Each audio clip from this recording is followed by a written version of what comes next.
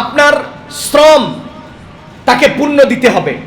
যতটুকুন দায়িত্ব নিয়ে আপনি এসেছেন, যতটুকুন কাজ করে দিবেন বলে তার সাথে ওয়াদা করেছেন, অতটুকুন কর্ম, অতটুকুন সময় আপনাকে ব্যয় করতে হবে। পক্ষান্তরে তিনি আপনাকে ওই পরিমাণ মূল্য প্রদান করবেন। যদি না করেন তাহলে তিনি দায়ী থাকবেন। আর যদি আপনি মূল্য টাইম মতো উপযুক্ত টাইম না দেন, অথবা যে পরিমাণ কর্ম করে দেওয়ার ওয়াদা করেছেন ওই পরিমাণ কর্ম না করে দেন, তাহলে আপনি দায়ী থাকবেন। আজকে মে মাসের 1 তারিখ, পহেলা মে। পহেলা মে বিশ্ব পরিসরে পরিচিত একটি দিন। দিনটাকে 2 নামে আমরা চিনি। 1 নাম্বার হলো মে দিবস, দ্বিতীয় নাম্বার হলো শ্রমিক দিবস। শ্রমিক দিবস বা মে দিবস। শ্রম বছরের 360 দিনে মানুষ দিয়ে থাকে, মানুষ পরিশ্রম করে থাকে, কিন্তু শ্রমিক দিবস হিসেবে শুধুমাত্র মে মাসের 1 তারিখকেই স্মরণ করে। স্মরণ কেন করে?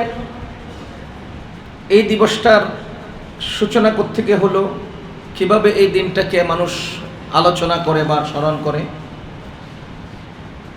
প্রথমে আমি খুবই সংক্ষেপে 2 লাইনে এর ইতিহাসটা বলি, এরপরে বর্তমান সময়ে আমাদের শ্রমিক, মালিক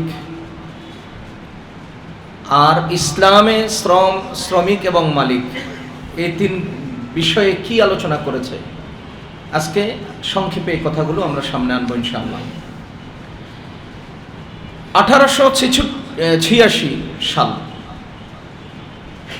1886 সালে আমেরিকার শিকাগোতে বৃহৎ একটা আন্দোলন হয়েছিল। একটা মার্কেট ছিল, এই মার্কেটের শ্রমিকরাই প্রথমে আন্দোলন করে। তাদের দাবি ছিল আমাদের প্রতিদিন শ্রম হবে 8 ঘন্টা। দেখেন, শ্রমের সাথে 2টা বিষয় সম্পৃক্ত। এক হলো শ্রমের সময়, দ্বিতীয় হলো শ্রমের মূল্য। তারা আন্দোলন করেছিল শ্রমের সময় নিয়ে। আমরা একদিনে শ্রম দেব 8 ঘন্টা, এই নিয়ে আন্দোলন শুরু হয়। স্বাভাবিকত শ্রমিকরা একটু নিম্ন ক্ষমতার লোক হয়, আর্থিকভাবে একটু দুর্বল হয়, আর যাদের শ্রম দেয় মালিক পক্ষ, তাদের প্রভাব বেশি থাকে, তাদের অর্থ বেশি থাকে। এখন আপনারা বলেন, যদি মালিক পক্ষ চায় 10 ঘন্টা, শ্রমিক চায় 8 ঘন্টা, অটোমেটিকলি মালিক পক্ষ তাদের দাবিটা বাস্তবায়ন বা তাদের চাওয়াটা পূরণের জন্য প্রতিপক্ষের দুর্বল শ্রমিকদেরকে দমন করতে চেষ্টা করবেই। কারণ আমি চাইবো আমারটা আদায় করতে, তুমি চাইবে তোমারটা আদায় করতে। তো সাধারণ নিয়ম অনুসারে যার প্রভাব বেশি সে তারটা বাঁচিয়ে রাখতে, রক্ষা করতে চেষ্টা করবে এবং করেও ছাড়ে। আমরা বাংলাদেশের বিভিন্ন গার্মেন্টসগুলোতে দেখি শ্রমিকরা আন্দোলন করছে। আমরা বাংলাদেশে অনেক দেখেছি, এই যে ছাত্র আন্দোলন হয়েছে, নিরাপদ সড়ক আন্দোলন হয়েছে, বিভিন্নভাবে দাবি আদায় করে, দাবি উত্থাপন করে কারা? দুর্বল শ্রেণীর লোকেরা। ওদেরকে দমন করার জন্য শক্তিশালী শ্রেণী যারা, প্রভাবশালী যারা, তারা তাদের যাবতীয় ব্যবস্থা গ্রহণ করে। 1886 সালে আমেরিকার শিকাগোতে সেই আন্দোলন, শ্রমিক আন্দোলন, যেখানে দুর্বলরা তাদের শ্রমের সময় নির্ধারণে সময় কমিয়ে 8 ঘন্টা করার আন্দোলন করেছিল, তখন ক্ষমতাবানরা, শক্তিশালীরা, প্রভাবশালীরা, মালিক পক্ষরা এদেরকে দমন করার জন্যে ভীষণভাবে তাদের উপরে চাপ সৃষ্টি করে। ফলশ্রুতিতে লাগাতার 3-4 দিন ভীষণ আন্দোলন হয়, অনেক লোক মারা যায়, বহু লোক আহত হয়। সেই দিনটাকেই বিশ্ব পরিসরে শ্রমিক দিবস বা মে দিবস হিসেবে পালন করা হয়। আন্দোলনের সূচনা হয়েছিল 1 মে। প্রায় 4-5 দিন চলেছিল এই আন্দোলন। এর দ্বারা শ্রমিকদের শ্রমের একটা সময় নির্ধারণ করা হয়েছে 8 ঘন্টা। 8 ঘন্টার অতিরিক্ত যদি কেউ করতে চায়, এটাকে আমরা ওভারটাইম বলে থাকি। ওভারটাইম হিসেবে আলাদা বেতন ধার্য করা হয়। যাহা হোক, এইভাবে শ্রমিক দিবস পালিত হচ্ছে। শ্রমিক দিবস আমাদের সামনে এসেছে। শ্রমিক, শ্রম, এই দুটো 1886 সালে পৃথিবীতে অস্তিত্ব লাভ করেনি। শ্রমিক বহু আগ থেকেই, শ্রম বহু আগ থেকেই। শ্রমের অপর নাম আমল। আমল মানে কর্ম, কর্মসময়, কর্মের প্রতিদান, কর্মের ফলাফল ইত্যাদি আমাদের বর্তমান পৃথিবীতে যেই হারে চলমান আছে, হতভম্ব হই, আশ্চর্যান্বিত হই। আমরা আমাদের অধীনস্থ কর্মচারীদের সাথে যে আচরণ করি, তাদের পাওনাগুলো যে আমরা আদায় করি না। দিবস উদযাপন করে, ওই যে আমাদের এলাকায় এক লোক আছে, সুদি কারবার করে। আপনাদের এলাকায় আছে কিনা জানি না, থাকতে পারে, কারণ সুদ এখন পান্তাবাতের মতো সস্তা। মানুষ আপন মায়ের সাথে জেনা করেছি, নাইট ক্লাবে রাত যাপন করেছি, এ কথা বলতে লজ্জাবোধ করে। কিন্তু সুদের উপর টাকা নিয়ে বাড়ি করেছি, গাড়ি করেছি, আবার ওই ধান খেতে ধান লাগিয়েছি, এটা বলতে দ্বিধা করে না, চিন্তাও করে না। অথচ আপন মায়ের সাথে জেনা করার চেয়ে নিকৃষ্ট অপরাধ সুদ। আমি উদাহরণ দিচ্ছি, আমি সুদ নিয়ে আজকে বয়ান করছি না। তো সুদের মহাজন, সুদের কারবারি, এলাকার মধ্যে সবচেয়ে পরিচিত সুদখোর, সে তার ঘরের মধ্যে লিখে রেখেছে, আল্লাহ ব্যবসাকে হালাল করেছেন, সুদকে করেছেন হারাম। বলেন তো এই আয়াত লিখেছেন কে? যিনি সুদের কারবারে ফার্স্ট, 1 নম্বর, যিনি এলাকার মধ্যে সুদ নিয়ন্ত্রণ করেন, তিনি তার ঘরে, তার দোকানে, তার ওয়ালে লিখে রেখেছেন, আল্লাহ ব্যবসাকে হালাল করেছেন, হারাম করেছেন সুদকে। তা আজকের শ্রমিক দিবসে যারা দিবস পালন করেন, সেই সকল মালিক পক্ষই শ্রমিকের গলা চিপে বুকে বসে তাদের রক্তচোষা শ্রম গ্রহণ করে, উপযুক্ত পারিশ্রমিক তাদেরকে দেয় না। যারা এই আওয়াজ উঠায়, তারাই ওই কাজের সাথে বেশি জড়িত। আল্লাহ মাফ করুক, কিছু লোক অবশ্যই আছেন যারা শ্রমিকের পারিশ্রমিক যথাযথভাবে আঞ্জাম দেন বা যথাযথভাবে পরিশোধ করেন। আজকের পৃথিবীতে বাংলাদেশের শ্রমিকরা, বিশেষত বিদেশে যারা যায়, আমি বিদেশে বেশ কিছু দেশে গিয়েছি আলহামদুলিল্লাহ, বিশেষ করে সৌদি আরব, মিডল ইস্টে যে রাষ্ট্রগুলো আছে, কাতার, দুবাই, এসব রাষ্ট্রগুলোতে বাংলাদেশের যে শ্রমিকরা যায়, এখান থেকেই তাদের দুর্দশা শুরু হয়। পাসপোর্ট বানানো থেকে শুরু হয়,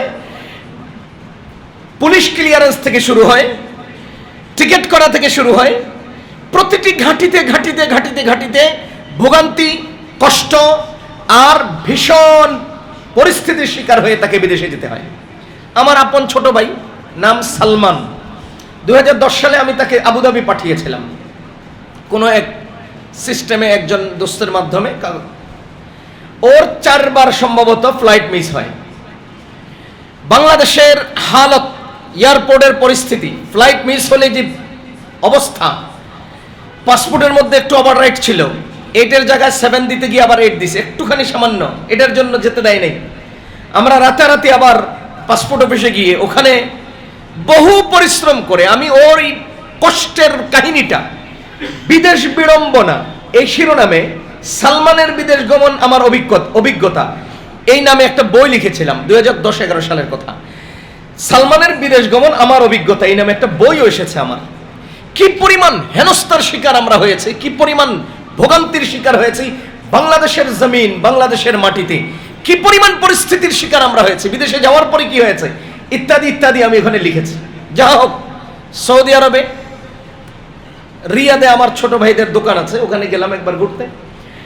এক ভাই তার নিজের বর্ণনা আমাকে দিয়েছে। অনেক লোক রাস্তার পাশে বসে থাকে, সকাল থেকে সন্ধ্যা পর্যন্ত। আমরা যেরকম যাত্রাবাড়িতে কর্মচারী দেখতে পাই, বিভিন্ন লেবাররা ওরা কোদাল নিয়ে, টুকরি নিয়ে দাঁড়িয়ে থাকে, এরপরে যার দরকার হয় সে ওখানে ওই দিনের জন্য কিনে নিয়ে আসে। এরকম রাস্তার পাশে দাঁড়িয়ে আছে। আমি মসজিদে যাচ্ছি, ওখানে বসা, জোহরের নামাজের টাইম, কখন সকালে তারা এখানে আসছে, জোহর পর্যন্ত তারা ওখানে বসে আছে।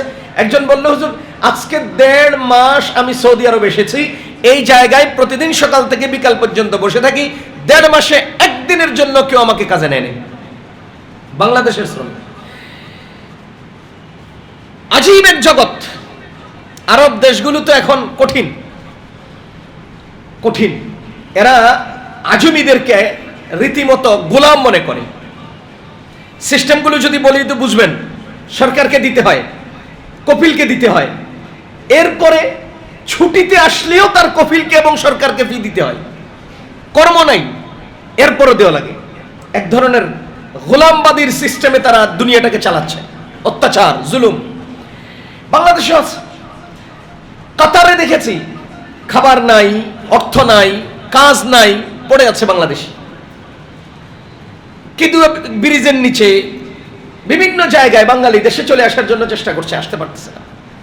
ভীষণ শ্রম, ভীষণ কষ্ট। আমি বাংলাদেশের যারা বিদেশে আছে তাদের গল্পগুলো বললে হয়রান হয়ে যাবেন।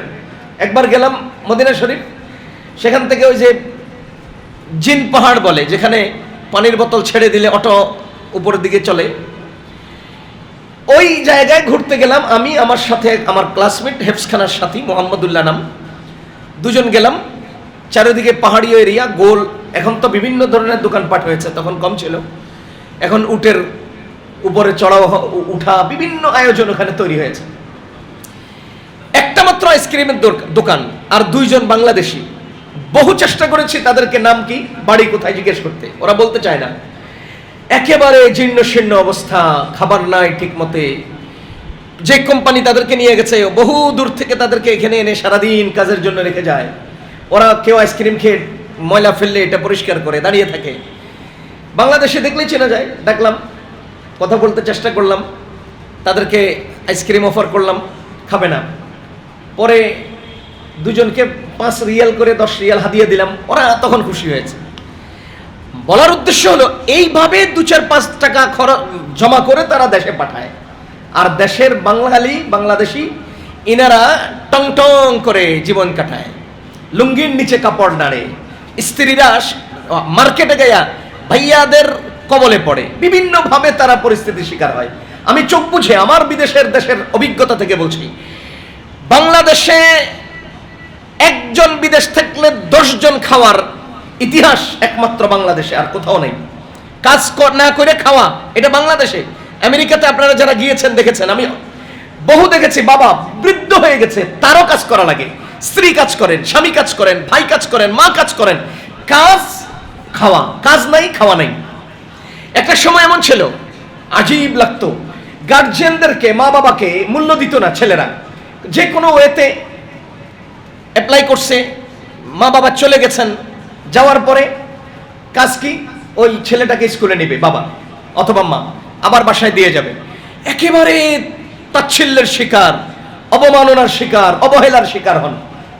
শেষ পর্যন্ত গত কয়েক বছর আগে এই যে বারাক ওবামা, তিনি গার্জিয়ানদের জন্য একটা ভাতা নির্ধারণ করেছেন। এখন আমাদের বাংলাদেশিরা মা বাবাকে কদর করে, দাম দেয়, কারণ সরকারি ভাতাগুলো পাইলে ওটা ওরা গ্রহণ করে।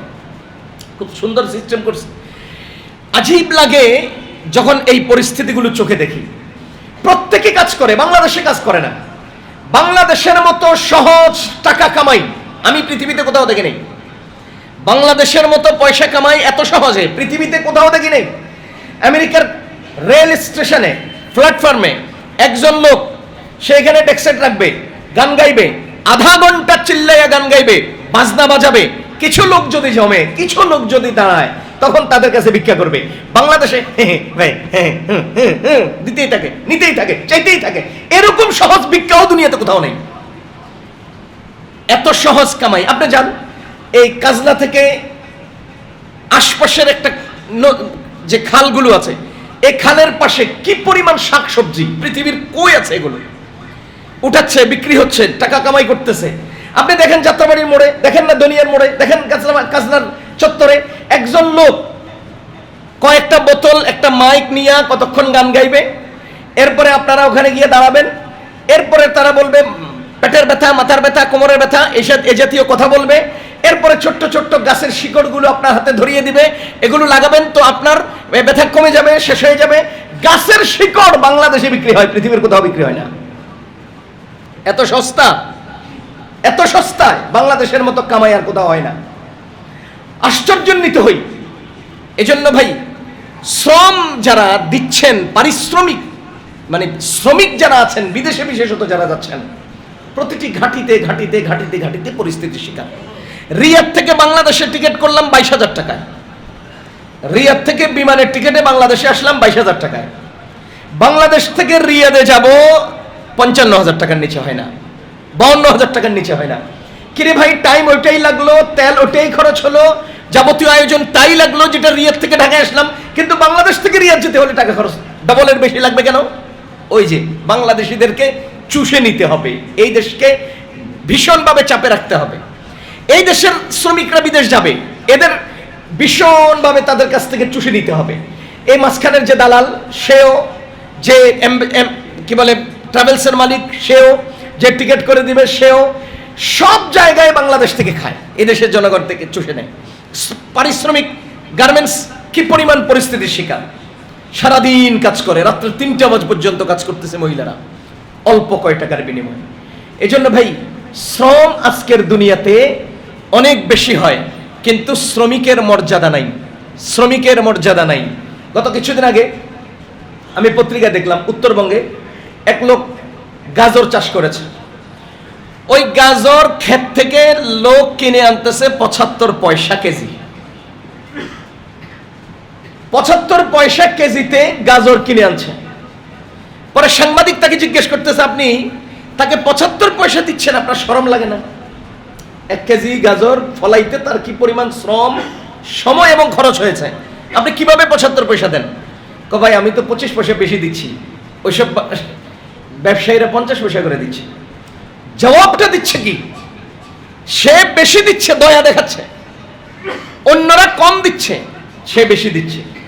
আপনারা বলেন তো, শ্রমিকের এইভাবে যদি শ্রমের অবমূল্যায়ন হয়, সময়ের ব্যবধানে শ্রমিক তার শ্রম ছেড়ে দিবে কিনা? আমি গত 2 দিন আগে আমার ছোট ভাইকে বাড়িতে ফোন দিয়েছিলাম, গ্রামে আমার একটা ছোট কাজ ছিল। বলতেছে যে এখন ধান কাটা লেগেছে, শ্রমিক পাওয়া যাচ্ছে না, যাও পাওয়া যাচ্ছে এক একজন 1200 টাকা।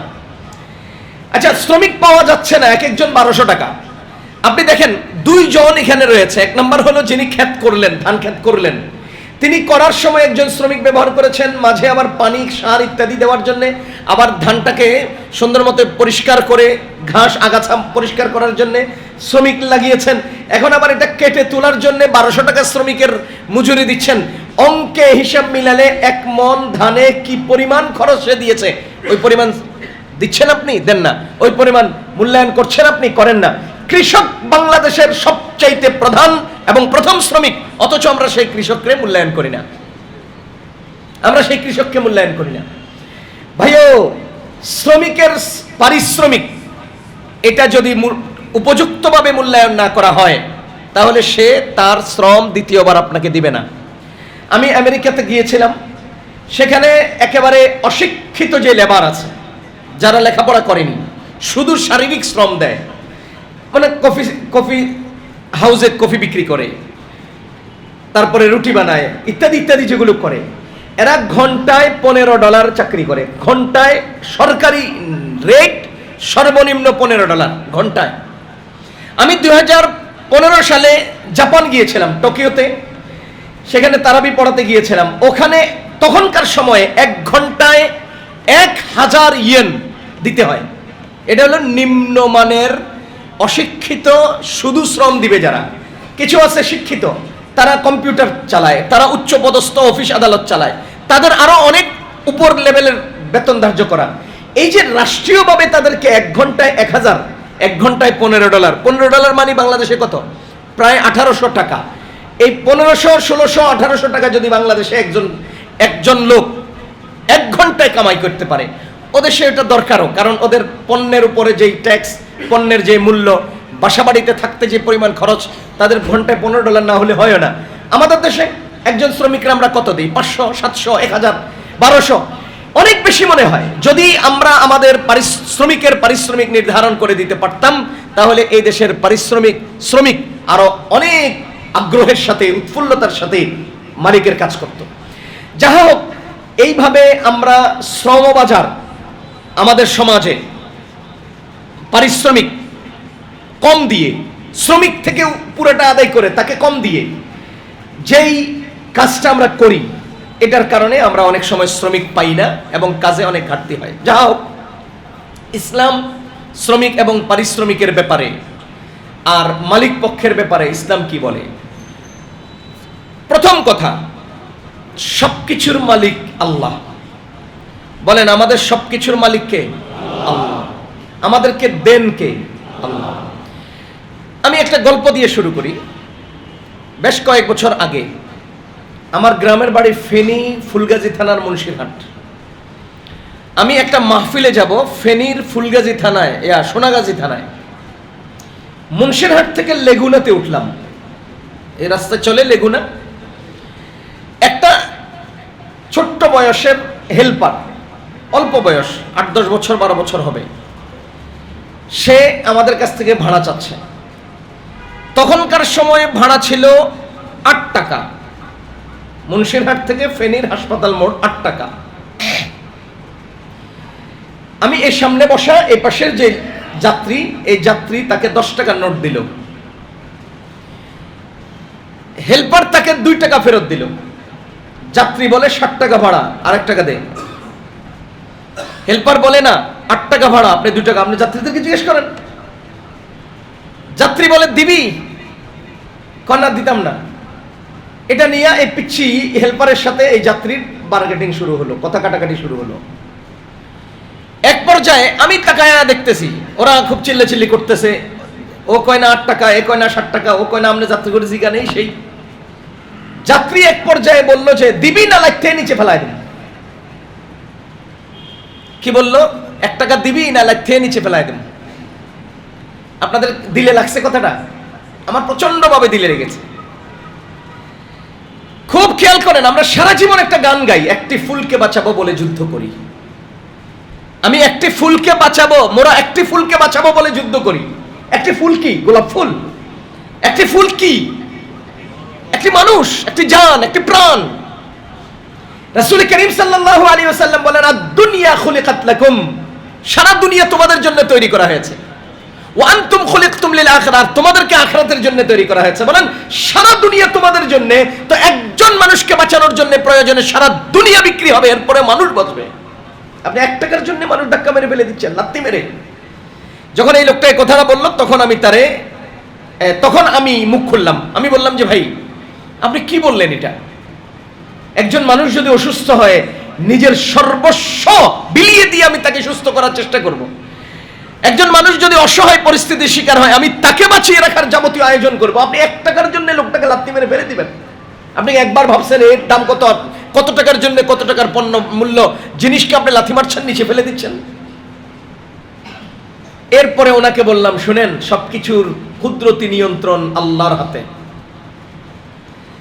সবকিছুর কুদরতি নিয়ন্ত্রণ আল্লাহর হাতে। এই ছেলেটার বয়স 12 বছর 10 বছর।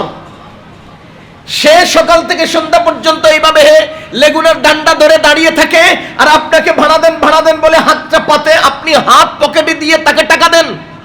খোদার কসম, সেকেন্ডের প্রয়োজন হবে না, আমার আল্লাহ তাকে সিটে বসিয়ে আপনাকে ডান্ডা ধরিয়ে ঝুলিয়ে দিতে পারে। আমি তাকে বললাম, সেকেন্ডের দরকার হবে না, যে আল্লাহর কুদরতি নিয়ন্ত্রণে আমাদের সব, সেই আল্লাহ চাইলে তাকে সিটে বসাইয়া আপনাকে ঝুলিয়ে দিতে পারে। সাবধান, কখনোই নিজের অবস্থার আলোকে শুকরিয়া করা, অহংকার করার সুযোগ নেই। নিজের অবস্থার ভিত্তিতে শুধুমাত্র শুকরিয়াই যায়, অহংকার যায় না। কারণ যেই ব্যক্তি অহংকার করবে, তৎক্ষণাৎ সেই ব্যক্তি ওই জায়গায় পড়ে যাবে যেই জায়গায় প্রতিপক্ষকে সে ভাবতেছিল। আল্লামা আশরাফ আলী থানভী রহমতুল্লাহ আলাইহির একটা গল্প, ঘটনা আপনাকে শোনাই। তিনি কিতাবে লিখেছেন একটা ঘটনা। এক লোক অনেক টাকাওয়ালা, দুনিয়ায় 10-12টা বাড়িওয়ালা, যাত্রাবাড়িতে অনেকগুলো ব্যবসা। আরে বাইতুল মুকাররমের স্বর্ণের মার্কেটে কয়েকটা স্বর্ণের দোকান, বহু টাকার মালিক। সেই লোকটা আরেক কোটিপতি বড় লোকের মেয়েকে বিয়ে করেছে। দুজনে মিলে আনন্দ করে খাচ্ছে। এমন টাইমে কে জানি কলিং বেল টিপ দিচ্ছে। কে? দরজা খুলে দেখে এক ফকির। ধমকাইয়া ধাক্কাইয়া অনেকক্ষণ পর্যন্ত বইকা গাইলে ভাড়াই দিছে। আমার আল্লাহ বলেন, ওয়া আম্মাস সাইলা ফালা তানহার, কোন ফকিরকে তোমরা অবজ্ঞা অবহেলা করে ধাক্কিয়ে তাড়িয়ে দিও না। আমাদের নবীজি সাল্লাল্লাহু আলাইহি ওয়াসাল্লামের স্ত্রী, নবীজির জন্য একটা বাটির মধ্যে গোশত আরেক জায়গা থেকে হাদিয়া আসছে। নবীজির জন্য আসা গোশতটাকে হেফাজত করে তাকে রেখে দিয়েছেন। খাবেন নবীজি, রেখেছেন নবীজির জন্য। যার জন্য পৃথিবী আসমান জমিন, তিনি এই গোশত পছন্দ করেন, তার জন্য তাকে রেখে দিয়েছেন। নবীজি বাহিরে, এমন সময় একজন ফকির আসছেন, দরজায় আওয়াজ দিয়েছেন, আমার খিদা লেগেছে, খাবারের কিছু দিবেন? ফকির বলল, ভিতর থেকে আম্মাজান বলেন, না, তোমাকে দেওয়ার মতো কিছু নাই। আপনারা বলেন, ফকিরকে দেওয়ার মতো কিছু আছে? নাই। বুঝেন, এই জায়গাটাতে আমাদেরকে বুঝতে হবে, ফকিরকে দেওয়ার মতো কিছু, সবাই বলেন নাই। কিন্তু ঘরে খাবার যে গোশতগুলো রাখছেন কার জন্য? এবার আপনারা ইনসাফের সাথে বলেন, এক সাইডে ফকির, এক সাইডে মুহাম্মাদুর রাসূলুল্লাহ, মাঝখানে আমাদের আম্মাজান নবীজির স্ত্রী। বলেন কাকে মূল্যায়ন করবেন তিনি? কাকে গুরুত্ব দিবেন? নবীজিকে গুরুত্ব দিবেন। সুতরাং সেই আম্মাজান বললেন যে তোমাকে দেওয়ার মতো কিছু নাই, কারণ আমি এটা আরেকজনের আশা হাদিয়া সযত্নে আমাদের নবীজির জন্য রেখে দিয়েছি, তো তোমাকে দিয়ে দিলে আমার আয়েশ, আমার খাহেশ, আমার ইচ্ছা, আমার আগ্রহ তো পূরণ হবে না।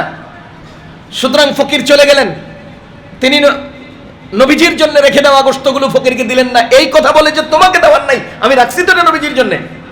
নবীজি আসলেন, বাটিটা খুললেন, ওই বাটিতে গোশতের নামগন্ধ নেই, কয়েক টুকরা পাথর পড়ে আছে। আপনারা ইনসাফের সাথে বলেন, আমার আল্লাহকে নবীজিকে বঞ্চিত করেছেন, না অনন্তকালীন পৃথিবীর উম্মতকে শিক্ষা দিয়েছেন? আমাদের নবীজিকে গোশতটা খাওয়ালেন না আল্লাহ তাআলা, এই ফকির রে তুমি দিলা না কেন, এই অপরাধে তোমারে খাওয়াইলাম না, এখানে এরকম কিছু না, অনন্তকালীন উম্মতকে, বান্দাকে আল্লাহ শিক্ষা দিয়েছেন, দেখো ফকির আর আমার হাবিব, এই দুজনের মাঝখানে আমি ফকিরকে এত বেশি ভালোবেসেছি, তাকে না দেওয়ার কারণে আমি আমার হাবিবকেও খাওয়াই নাই। তো বুঝো তোমরা তোমাদের সামনের ফকিরকে কি পরিমাণ গুরুত্ব দেওয়া উচিত। আমি আপনাকে জিজ্ঞেস করতে চাই, আপনি এখান থেকে চট্টগ্রাম যাচ্ছেন, পথিমধ্যে নিয়ত করেছেন যদি পাই আমি 10টা টাকা আল্লাহর রাস্তায় সদকা করব। চট্টগ্রাম গেলেন, 3 দিন রইলেন, ফেরত আসলেন, কোন ফকির আপনার সামনে বলে নাই কিছু দেন? আপনি বলেন তো দিতে পারলেন? তা আপনার আকাঙ্ক্ষা, আপনার টাকা, এই আকাঙ্ক্ষাটা দিলের মধ্যে নিয়ে পকেটের টাকা নিয়ে বের হলেন দিবেন, কিন্তু কেউ চায় নাই, আপনি দিতে পারলেন না, আকাঙ্ক্ষাও পূর্ণ হয় নাই, টাকাও সদকায় কাজে লাগে নাই। তাহলে ফকির হাত পেতেই তো আপনার আকাঙ্ক্ষা পূরণ করেছে। আপনি তাকে ধাক্কা মারার কে? আপনি তাকে অবহেলা করবার কে? সেই তো আপনার আকাঙ্ক্ষা পূরণ করেছে। সে যদি আপনার সামনে হাত না পাততো, আপনার আকাঙ্ক্ষা পূরণ হতো না। সে যদি হাত না পাততো, আপনার কামাইকৃত টাকা আল্লাহর রাস্তায় সদকার রাস্তা খুঁজে পেতেন না। সুতরাং ওয়া আম্মাস সাইলা ফালা তানহার, কোন ভিক্ষুককে অবহেলা করে তাড়িয়ে দিবা না। কলিং বেল টিপ দিল, ভিতর থেকে লোক দরজা খুলে দেখে ফকির। বলেন কোটি কোটি কোটি কোটি টাকার মালিক, উন্নত সুন্দরী বউ নিয়ে যখন আনন্দ করে, এমন টাইমে ফকির আইলে, জীর্ণ শীর্ণ কাপড়, ভেবাচেকা চেহারা, এই অবস্থায় যদি দেখে জিতটা কেমন লাগে? আমার আল্লাহ তাআলার আরশে আযীমে ভীষণ ভাবে নারাজ তৈরি হয়েছে, তুফান তৈরি হয়েছে। আল্লাহ নারাজ হয়ে গেছেন। লা ইন শাকারতুম লা আযীদান্নাকুম, আল্লাহ বলেন শুকরিয়া যদি আদায় করো আমি শুধু নিয়ামত বাড়িয়ে দিতে থাকি, দিতে থাকি, দিতে থাকি, দিতে থাকি। ওয়ালা ইন কাফারতুম ইন্না আযাবি লাশাদীদ, আর যদি না শুকরি করো আমার আযাব অনেক কঠিন। মনে রাখবেন, এই আয়াতের দাবি হলো আমার আল্লাহ দিতে জানেন, নিতে জানেন না। আমার আল্লাহ দিতে জানেন, নিতে জানেন না। আমরা কপাল পোড়া হতবাগা মানুষ, পেতে জানি, রাখতে জানি না। আমরা কপাল পোড়া হতবাগার, পাইতে জানি, রাখতে জানি না। আল্লাহ দিতে জানেন, নিতে জানেন না। আল্লাহর নীতিতে নেওয়া নাই, শুধু দেওয়া আছে। লা ইন শাকারতুম লা আযীদান্নাকুম, আমার আর আপনার পাওয়া আছে, ধরে রাখার যোগ্যতা নাই। আমরা কুফরি করি। যখন তাকে তাড়িয়ে দিলেন, এবার ওই ব্যক্তির লস শুরু হলো, খুব দ্রুত বেগে লস।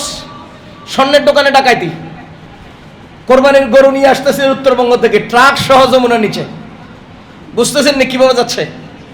এভাবে ধাপে ধাপে ধীরে ধীরে তার সম্পদগুলো হাতছাড়া হতে লাগলো। যখন সম্পদ শেষ হয়ে যায়, তখন দোস্ত, বন্ধু, চেলা, চামুন্ডা, চামচা, বউ, ফুলাফাইন কেউ আর কথা বলে না। আগের মতো আর ভাল লাগে না। স্ত্রীর চাহিদা পূরণ করতে পারে না, স্ত্রীর সাথে তার দ্বন্দ্ব তৈরি হয়। পর্যায়ক্রমে সময়ের ব্যবধানে সে তার স্ত্রীর সাথে দ্বন্দ্ব হয়, তর্ক হয়, স্ত্রীকে তালাক দেয়। স্ত্রী বাবার বাড়ি চলে যায়, ইদ্যত পালন করে।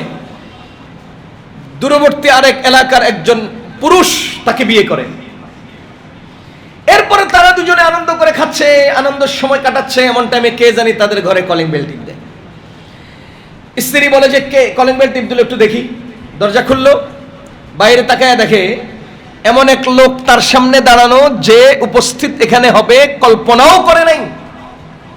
সে হতভম্ব হয়ে কিছু তাকে অনুদান দিয়ে বিদায় দিয়ে স্বামীকে এসে বলে, ও স্বামী, কি দেখলাম? কি দেখলাম? দেখলাম কি দেখলাম? কি দেখলাম? দেখলাম মানে হ্যাঁ হতভম্ব, কি হলো এটা? কি দেখলাম? কি দেখলাম? আমার ঘরে আমার আগের স্বামী ভিক্ষুক হয়ে আসছে। এবারে স্বামী বলে যে আবার বিচলিত হয় নাই, হচ্চকিত হয় নাই, হঠাৎ সে হাসি খুশি বলতেছে, এর চেয়ে আশ্চর্যের খবর জানো, এর চেয়ে আজীব ঘটনা জানো কি? তোমরা দুজনে যেদিন আনন্দ করে খাচ্ছিলে সেদিন ফকির হয়ে গিয়েছিলাম আমি। সেদিন ফকির হয়ে গিয়েছিলাম আমি। লা ইন শাকারতুম লা আযীদান্নাকুম ওয়া লা ইন কাফারতুম ইন্না আযাবি লাশাদীদ। আল্লাহ তাআলা দিতে জানেন, নিতে জানেন না। আর আমরা পেতে জানি, রাখতে জানি না। বলেন, আমরা পাইতে জানি, রাখতে জানি না। এটা আমাদের দোষ, আমাদের সমস্যা। যা হোক, রাসূল করিম সাল্লাল্লাহু আলাইহি ওয়াসাল্লামের কাছে ফকির, বাড়িতে ফকির আসলেন, খাবার দিলেন না। নবীজিকে আল্লাহ তাআলা ওই খাবার খাওয়ালেন না, পাথর বানিয়ে দিলেন। ঝোল শুকিয়ে গেল, গোশত পাথর হয়ে গেল। কেন? দুনিয়ার মানুষকে এই কথা শিক্ষা দেওয়ার জন্য যে না, ফকিরের গুরুত্ব আল্লাহ তাআলার কাছে অনেক বেশি। আমার আল্লাহর হাতে সবকিছু। সামান্য সময়ের ব্যবধানে আল্লাহ তাআলা জমিনকে আসমানে তুলে আবার উল্টাইয়া জমিনে ফেলেছে। ইতিহাস আছে না কোরআনে? সুতরাং রাসূল করিম সাল্লাল্লাহু আলাইহি ওয়াসাল্লাম বলেন, আল ইয়াদুল উলিয়া খায়রুম মিনাল ইয়াদিস সুফলা। আল ইয়াদ, ইয়াদ মানে হাত, উলিয়া মানে উপরে, ওয়াল ইয়াদ মানে হাত, সুফলা মানে নিচে। এবার আপনারা বলেন, আল ইয়াদুল উলিয়া উপরের হাত, খায়রুন উত্তম, মিনাল ইয়াদিস সুফলা নিচের হাত থেকে। সভাপতি সাহেব ধরেন, আপনারা বলেন তো, হাত আমারটা উপরে না সভাপতি সাহেবেরটা? না বলেন না, আমারটা। এবার আপনি দেন, এবার বলেন হাত কাটটা উপরে। নবীজি বলেন, আল ইয়াদুল উলিয়া খায়রুম মিনাল ইয়াদিস সুফলা, মানে দেওয়ার হাত উপরে থাকে, উপরের হাত উত্তম, নেওয়ার হাত থেকে নেওয়ার হাত নিচে থাকে। দেওয়ার হাত উপরে, উপরের হাত উত্তম, নেওয়ার হাত নিচে, নিচের হাত থেকে। আল ইয়াদুল উলিয়া, উপরের হাতটা উত্তম নিচের হাত থেকে। এবার আপনারা বলেন, দেওয়ার হাত উত্তম না নেওয়ার হাত উত্তম? এ মালিক পক্ষ, আপনি দিচ্ছেন না নিচ্ছেন? শ্রমিক দিচ্ছে না নিচ্ছে? বলেন, শ্রমিক দিচ্ছে না নিচ্ছে? নিচ্ছে। আর আমি মালিক দিচ্ছি না নিচ্ছি? দিচ্ছি। কে নির্ধারণ করেছেন এই তারতম্য? কে ঠিক করেছেন? খোদার কসম, শ্রমিক আমার কাছ থেকে নিচ্ছে বলে সে আমার সামনে নিচু নয়, আমার সামনে নিম্ন নয়, আমার সামনে হেয় নয়, আমার সামনে সে মূল্যহীন নয়। খোদার কসম করে বলছি, যদি আমি আমার অধীনস্থ শ্রমিককে দাতা হিসেবে অহংকার করি, শুকরিয়া আদায় না করে, তো আমার আল্লাহ সেকেন্ডের মধ্যে হাতকে পরিবর্তন করে আমাকে গ্রহণের আর তাকে দানের হাত বানিয়ে দিতে পারেন। সময়ের দরকার হয় না আল্লাহর কাছে, সময়ের দরকার হয় না ভাইও, সময়ের দরকার হয় না। সামান্য সামান্য সামান্য একটুখানির ব্যবধানে অস্তিত্ব শেষ হয়ে যায়, এলাকা ছাড়তে বাধ্য হয়, মানুষের সামনে চেহারা দেখাতে কষ্ট হয়। এরকম পরিবেশ তৈরি হতে পারে। এজন্য অধীনস্থদেরকে কখনোই অবমূল্যায়ন করা যাবে না, অবমূল্যায়ন করা যাবে না। তাদের সামনে অহংকার নয়, সমাদর, সম্মান, মর্যাদা, তাকে তার মর্যাদা দিতে হবে, তাকে তার মর্যাদা দিতে হবে। অবমাননা করলে আপনিও মূল্য পাবেন না তো, অবহেলা করলে আপনিও মূল্য পাবেন না তো। আমার আল্লাহ তাআলা আপনাকে মূল্য রেখেছেন, মূল্যবান বানিয়েছেন, মর্যাদা দিয়েছেন। সময়ের ব্যবধানে মর্যাদা হারিয়ে যায়।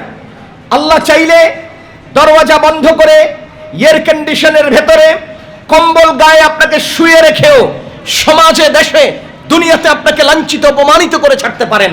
আল্লাহ চাইলে হয়ে যায়। আপনি দেখেন না মাঝে মধ্যে গার্মেন্টসের মালিক 30,000 টাকা দামের জামা গায়ে দিচ্ছে, 2 কোটি টাকা দামের গাড়ি গায়ে ব্যবহার করে, বিশাল আলিশান হালত তার। সে এই হালতে তার বাসায় গেছে, অফিসে গেছে, অথবা তার নিজের ঘরে গেছে। শ্রমিকদের হক আদায় করে নাই, পারিশ্রমিক তাদেরকে ঠিকমতো দেয় নাই, অথবা তাদের উপরে এমন কিছু চাপ সৃষ্টি করেছে যে চাপগুলো তারা নিতে পারে নাই। তো তারা কি করেছে? তারা সবাই গার্মেন্টস থেকে বেরিয়েছে, তার অধীনস্থ কর্মচারী সবাই একত্র হয়ে তার বাড়ির সামনে আসিয়া পায়ের জুতা খুলিয়া জুতা উঁচিয়া বলিতে লাগিল, মালিকের গালে গালে জুতা মারো তালে তালে।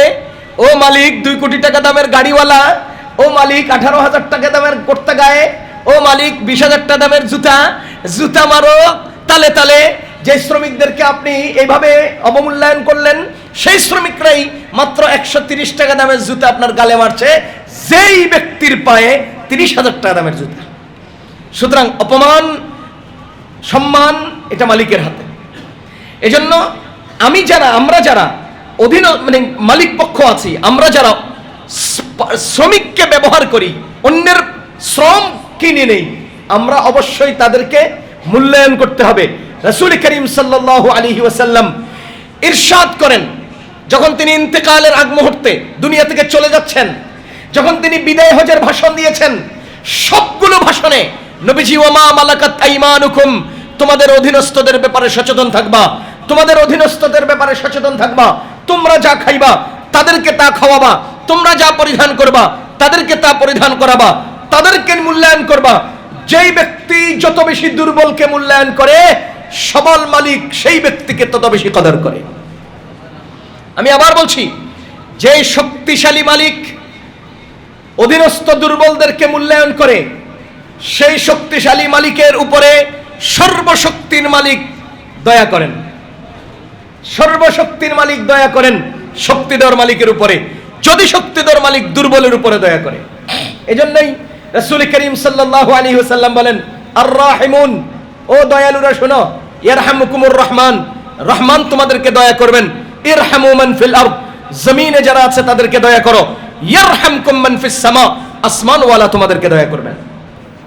এজন্য শ্রমিকের পারিশ্রমিক যথাসময়ে আদায় করা। রাসূল করিম সাল্লাল্লাহু আলাইহি ওয়াসাল্লাম সেই সকল মালিক পক্ষকে একটা ঐতিহাসিক ঘটনা শুনিয়েছেন। বুখারী শরীফের শুরু লগ্নের হাদিস। বনি ইসরাইলের 3 জন ব্যক্তির ইতিহাস আমরা জানি। 3 জন ব্যক্তি রাস্তা দিয়ে যাচ্ছেন, হঠাৎ করে প্রচন্ড বেগে বৃষ্টি, মুষলধারে বৃষ্টি, প্রচন্ড তুফান। এরা তাদের তুফান থেকে বাঁচার জন্য, বৃষ্টি থেকে বাঁচার জন্য একটা পাহাড়ের গুহায় আশ্রয় নিয়েছে। পাথরের পাহাড়, উপরে পাথর, নিচে খালি জায়গা। ভিতরে ঢুকেছেন, উপর থেকে বাতাসের তীব্রতা একটা পাথর নিচে এসে তাদের গুহার মুখ বন্ধ হয়ে গেছে। 3 জন ব্যক্তি, দুকে দুকে মৃত্যু ছাড়া আর কোনো রাস্তা নাই। শক্তিতে পাথর সরানো সম্ভব নয়, প্রযুক্তিতে টেলিফোন করে কাউকে ডেকে আনা সম্ভব নয়, আওয়াজে চিৎকার করে লোকালয়ে আওয়াজ পৌঁছানো সম্ভব নয়। মরণ ছাড়া আর কোনো উপায় নেই। 3 জনে মশওয়ারা করলো কি করব। 3 জনে পরামর্শ করলো, আসো আমাদের মধ্যে গোপন কোনো আমল যদি এমন থাকে, যেই আমলকে আমরা আল্লাহর দরবারে পেশ করে আজকের বিপদ থেকে মুক্তির আশা করতে পারি, চলো না আমরা 3 জনে 3টা আল্লাহর দরবারে নিজেদের গোপন আমলকে পেশ করি। প্রিয় ভাইয়েরা আমার, আমাদের নবীজি সাল্লাল্লাহু আলাইহি ওয়াসাল্লাম 3 জনের 3টা ঘটনা বলেছেন। আমি একটা বলবো, কারণ সময় কম, আমার আলোচনার বিষয় একটা। একজন বলছেন, হে আল্লাহ, আমার অধীনে একজন শ্রমিক তার পারিশ্রমিক না নিয়ে চলে যায়। আমরা সাধারণত দেখে থাকি, সেই রংপুর, দিনাজপুর থেকে বিভিন্ন এলাকা থেকে শ্রমিক এখানে আসে। আসার পরে মনে করেন আমি 2 দিনের জন্য নিয়েছি লোকটাকে, 2 দিন আমার সাথে কাজ করবেন, আপনাকে এই পরিমাণ টাকা দেব। সে একদিন কাজ করে গিয়েছে, পরের দিন আসবে এবং দ্বিতীয় দিন করে টাকা নেবে। হয় এরকম। আমরা প্রথম দিন সে যখন তার বাসায় গেল, তার রুমে সে শুইল, হঠাৎ টেলিফোন আসলো, জলদি তোমাকে আসতে হবে, তোমার এই সমস্যা। সে গাড়িতে উঠে রাত্রে চলে গেল। একদিন কাজ করলো, দ্বিতীয় দিন করে টাকা নিবে, কিন্তু সে আর নিতে পারলো না, আসতেও পারলো না।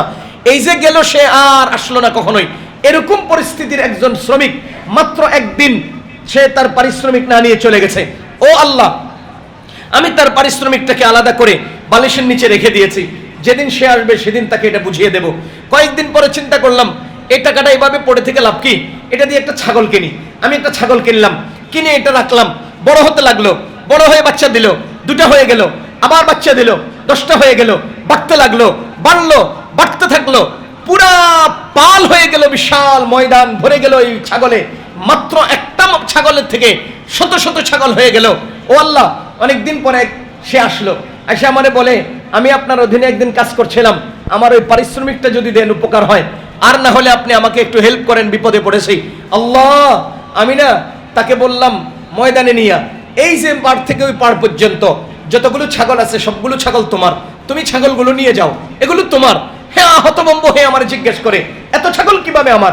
আমি বললাম, মূল পুঁজি তোমার, তোমার টাকা দিয়ে আমি একটা ছাগল কিনেছি, আমি তো এরপরে পাহারা দিয়েছি, আমি তো এরপরে লালন পালন করেছি, আমি শুধু এগুলোকে রক্ষণাবেক্ষণ করেছি, বাড়তে শুরু করেছে, পুঁজি তোমার, মূল তোমার, প্রথমটা তোমার, শেষ পর্যন্ত সব তোমার, নিয়ে যাও। ও মালিক, সে সবগুলো ছাগল নিয়ে গেছে, চাইলে কয়েকটা দিয়ে বিদায় করতে পারতাম, চাইলে তার পারিশ্রমিক টাকাটা মূল্য পরিশোধ করতে পারতাম। মালিক, শুধুমাত্র আপনার জন্য আমি সবগুলো ছাগল ছেড়ে দিয়েছি, যদি আপনি পছন্দ করে থাকেন আজকের বিপদ থেকে উদ্ধার করুন। নবীজি বলেন, লোকটার কথা আসমানে যেতে দেরি, গুহার মুখ থেকে পাথর সরতে দেরি নাই। কিরে ভাই, শ্রমিকের পারিশ্রমিক পরিশোধ করলে মালিক পছন্দ হয়। আমাদের নবীজি বলেন, তুমি শ্রমিকের পারিশ্রমিক দিয়ে দাও, উতুল আজিরা আজরাহু, তার আজর, তার প্রতিদান তুমি তাকে দিয়ে দাও, ক্বাবলা আন ইয়াজুফা আরকুহু, তার গায়ের ঘাম শুকিয়ে যাওয়ার আগে। নিমুনে অসুবিধা নাই, আইস, আরে কালকে আইস, এত হুড়াহুড়ি করা লাগে নাকি? ওটা কদিন হইছে কাম করছস, দিমুনে, হ্যাঁ পরে আইস, দিমুনে পরে আইস, এরকম স্বভাব আমাদের মধ্যে আছে না নাই? দিমুনে পরে আসিস, এই স্বভাব যাদের মধ্যে আছে তারা মালিক হওয়ার যোগ্যতা রাখে না, তারা অধীনস্থ মানুষ পরিচালনার যোগ্যতা রাখে না। নিজে না খেয়ে হলেও তার পাওনা পরিশোধ করতে হবে। এটা ইসলাম, এটা ইসলামের শিক্ষা, এটা ইসলাম, এটা ইসলামের শিক্ষা।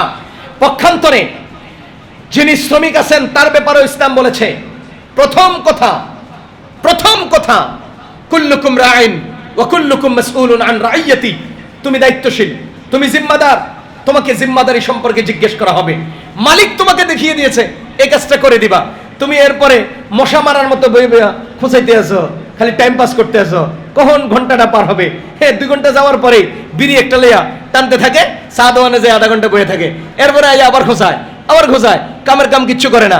এই যে দায়িত্বহীনতা, বলেন আপনাকে আল্লাহ তাআলা জিজ্ঞেস করবে কিনা? আজকে আপনি তো এই জন্যই বঞ্চিত হন কারণ আপনি মালিকেরও বঞ্চিত করেছেন। যে নিজে আরেকজনকে বঞ্চিত করে সে তো বঞ্চিত হবেই। আজকে আমরা রিক্সাওয়ালার ভাড়া নিয়ে কথা কাটাকাটি করি, রিক্সাওয়ালা আমাদের সাথে বাড়াবাড়ি করে, রাত্রেবেলা, দিনের বেলা, লোকটা অচেনা, হ্যাঁ এবার চেয়ে বসে 30 টাকা দেন, এখান থেকে কাজরা পর্যন্ত যাই আমরা রেগুলার 20 টাকা দিয়া, হ্যাঁ 30 টাকা দিতে হবে, ঝগড়া লেগে গেছে। মানে এটি জুলুমগুলো। এরকম বাড়াবাড়ি যদি আপনি শ্রমিকও করেন তবে আপনি সারা জীবন শ্রমিকই থাকবেন, মালিক হতে পারবেন না। আপনি সারা জীবন শ্রমিকই থাকবেন, মালিক হতে পারবেন না। এজন্য প্রথমত আপনার শ্রম তাকে পুণ্য দিতে হবে। যতটুকুন দায়িত্ব নিয়ে আপনি এসেছেন, যতটুকুন কাজ করে দিবেন বলে তার সাথে ওয়াদা করেছেন, অতটুকুন কর্ম, অতটুকুন সময় আপনাকে ব্যয় করতে হবে। পক্ষান্তরে তিনি আপনাকে ওই পরিমাণ মূল্য প্রদান করবেন। যদি না করেন তাহলে তিনি দায়ী থাকবেন। আর যদি আপনি মূল্য টাইম মতো উপযুক্ত টাইম না দেন, অথবা যে পরিমাণ কর্ম করে দেওয়ার ওয়াদা করেছেন ওই পরিমাণ কর্ম না করে দেন, তাহলে আপনি দায়ী থাকবেন। এজন্য আজকে আমাদের দুনো পক্ষের মধ্যেই দুর্বলতা রয়েছে, দুনো পক্ষের মধ্যেই অন্যকে ঠকানোর চিন্তা রয়েছে। ইসলাম আমাদেরকে পূর্ণ অধিকার বুঝিয়ে নেওয়ার দায়িত্ব দিয়েছেন। গুরুত্বের সাথে আমরা শ্রমিকের অধিকার বুঝিয়ে দেব, শ্রমিক থেকে কর্ম বুঝে নেব। তবে যেই ব্যক্তি যত বেশি আরেকজনকে সহজ করে, আল্লাহ তাআলা তাকে তত বেশি সহজ করেন। এই ব্যাপারটাও আমরা খেয়াল রাখবো।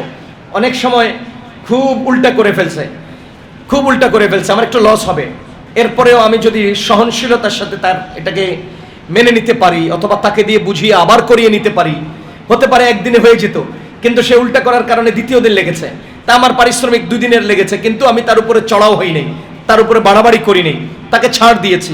তো এই ছাড় দেওয়ার পরিপ্রেক্ষিতে মালিক আমাকে ছাড় দিবেন। যাহা হোক, শ্রমিক দিবসে আমি আপনাদেরকে অনুরোধ করব, শ্রমিক পক্ষ মালিকের কাজ করব দায়িত্বশীলতার সাথে, ঠিকমতো হক আদায় করে কর্ম করব। মালিক পক্ষ শ্রমিকদেরকে আমরা উপযুক্ত সময় নির্ধারণ করে দেব এবং উপযুক্ত পাওনা যথা সময়ে পরিশোধ করব। যদি করতে পারি আল্লাহ উভয় পক্ষের উপরে সন্তুষ্ট হবেন। বাংলাদেশের সকল শ্রমিকদেরকে আল্লাহ তাআলা যাবতীয় বিপদ আপদ থেকে হেফাজত করুন, সমস্ত সমস্যাগুলি থেকে হেফাজত করুন। দ্রব্যমূল্যের যে ঊর্ধ্বগতি, শ্রমের এত মূল্য বৃদ্ধি পায় নাই। আল্লাহ তাআলা দ্রব্যমূল্যের ঊর্ধ্বগতি রোধ করে আমাদেরকে আমাদের জীবনযাত্রাকে সহজ করে দেন।